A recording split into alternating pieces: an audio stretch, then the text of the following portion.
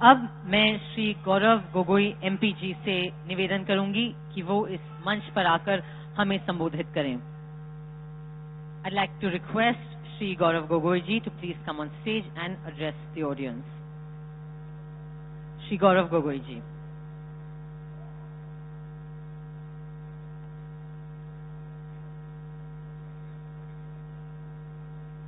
कांग्रेस की अध्यक्षा श्रीमती सोनिया गांधी जी, भारत के पूर्व प्रधानमंत्री डॉक्टर मनमोहन सिंह जी, राहुल गांधी जी, प्रियंका गांधी जी, कांग्रेस दल के वरिष्ठ नेतागण और साथियों, आज ये मेरा ही सौभाग्य है कि मैं एक ऐसे व्यक्ति के बारे में दो शब्द कहने जा रहा हूं जिन्होंने भारत के राष्ट्र निर्माण में एक अहम योगदान दिया है।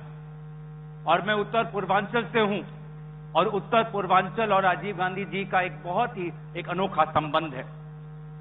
आज भारत के इतिहास में राजीव गांधी जी की भूमिका सुनहरे पन्नों में लिखी जाएगी, क्योंकि जब उन्होंने देश का कमान संभाला तब उनके सामने कई चुनौतियां थीं। पंजाब में अलगाववाद था, उत्तर पूर्वांचल में आतंकवाद और अलगाववाद का डर था, असम में विदेशी जनसंख्या के लेकर लोगों के बीच में आक्रोश था, दार्जिलिंग में पहचान की एक आंदोलन चल रही थी, त्रिपुरा में भी विभिन्न प्रकार के वहां पे आंदोलन चल रहे थे। लेकिन इसके बावजूद भी, एक युवा नेता होने के बावजूद भी, राजीव गांधी जी ने कभी हौसला नहीं खोया। उनका उद्देश्य बस ये था कि देश में अमन और चैन का वातावरण होना चाहिए। जब तक देश में अमन और चैन नहीं रहेगा, देश का विकास नहीं हो सकता। और वो जानते थे कि अगर देश में शांति चाहिए तो शांति बंदूक के नोक पे नहीं आएगी, शांति ताकत के दम पे नहीं आएगी, शांति लोगों का निरादर करके नहीं आएगी। शांति आएगी तो लोगों का दिल जीत के, लोगों का विश्वास जीत के, तभी जाके शांति आएगी। शांति आएगी तो आपसी बातचीत के साथ, लोगों की संस्कृति को समझकर। और इसीलिए आज हम उनको नमन करते हैं। यही राजीव गांधी जी की खूबी थी कि वो जानते थे कि अगर भारत देश को एक रखना है तो उसके अनेकता को स्वीकारना पड़ेगा, उसके विविधता को सम्मान करना पड़ेगा। आज मैं ये आपसे कहना चाहता हूं कि आज उन्होंने असम अकॉर्ड किया, मिजो अकॉर्ड किया, त्रिपुरा में अकॉर्ड किया, दार्जिलिंग में हिल काउंसिल उन्होंने निर्माण किया। लेकिन वो देश के प्रधानमंत्री थे, उनके पास रास्ते अनेक थे। कई सलाहकारों ने कहा कि असम के छात्र संगठनों को नजरअंदाज करना चाहिए।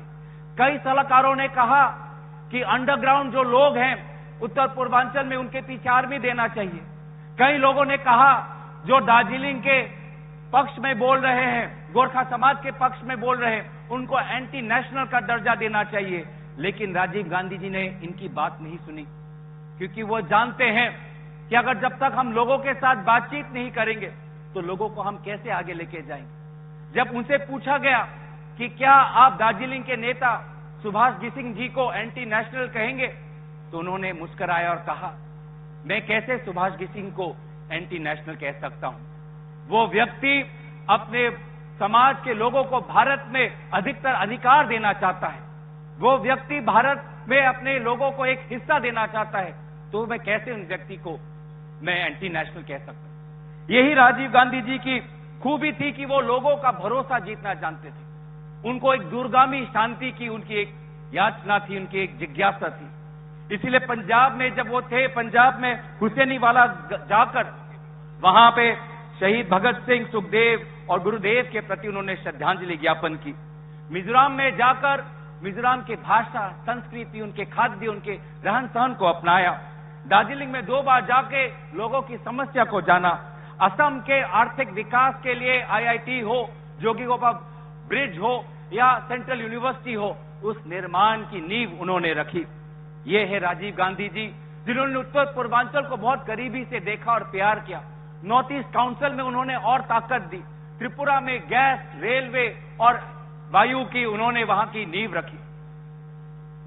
एक बात बहुत ही खूब लगी मुझे कि वो एक ऐसे नेता थे जिनके लिए राजनीतिक लाभ से ज्यादा महत्वपूर्ण था राष्ट्रहित।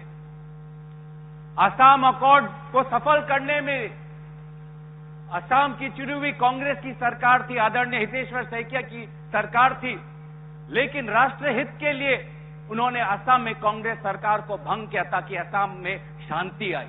ये है राजीव गांधी जी। मिजोरम में वहां पे कांग्रेस की सरकार थी, लालथनवाला की सरकार थी, उसके बावजूद भी मिजो अकॉर्ड को सफल करने के लिए उन्होंने वहां पे मिजो की कांग्रेस सरकार को भंग किया। ये है राजीव गांधी जी। त्रिपुरा में उन्होंने एक शांतिपूर्वक निर्वाचन उन्होंने आयोजित किया। राजीव गांधी जी जानते थे कि भारत एक प्राचीन सभ्यता है, परंतु एक युवा राष्ट्र है, और इस युवा राष्ट्र को ताकतवर करने के लिए शक्ति हमें लोगों के हाथ में देनी पड़ेगी। इसलिए उन्होंने पंचायती राज का निर्माण किया। यही मूल मंत्र था मिजोरम में। इसी मूल मंत्र के साथ उन्होंने त्रिपुरा में डिस्ट्रिक्ट काउंसिल करके वहां के जनजाति लोगों को और ताकत दिया। मेघालय में असेंबली में और सीटें बढ़ाई। दार्जिलिंग में हिल काउंसिल की। आज राजीव गांधी की नेकता और ईमानदारी पे हम सबको विश्वास है। इसीलिए उस समय के जो जितने भी नेता हैं, चाहे वो बीके रांगखाल जी हो त्रिपुरा के, जो आज हमारे शायद समक्ष भी है, राजीव गांधी जी के साथ उनका एक अटूट रिश्ता था। पंजाब के संत लोंगवाल जी के साथ राजीव गांधी जी का एक अटूट रिश्ता था।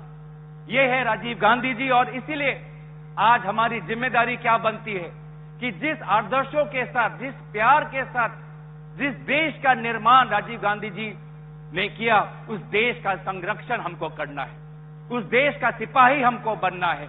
राजीव गांधी ने जो लोकतंत्र का निर्माण किया, उस लोकतंत्र का सिपाही हमको बनना है। राजीव गांधी ने जो देश में विविधता फैलाई, उस विविधता का हमका सिपाही बनना है। राजीव गांधी जी ने जो लोगों के हाथ में शक्ति दी, उस लोक शक्ति का आज हमें सिपाही बनना है।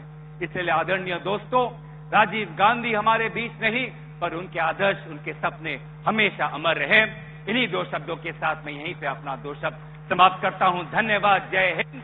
राजीव गांधी अमर रहे।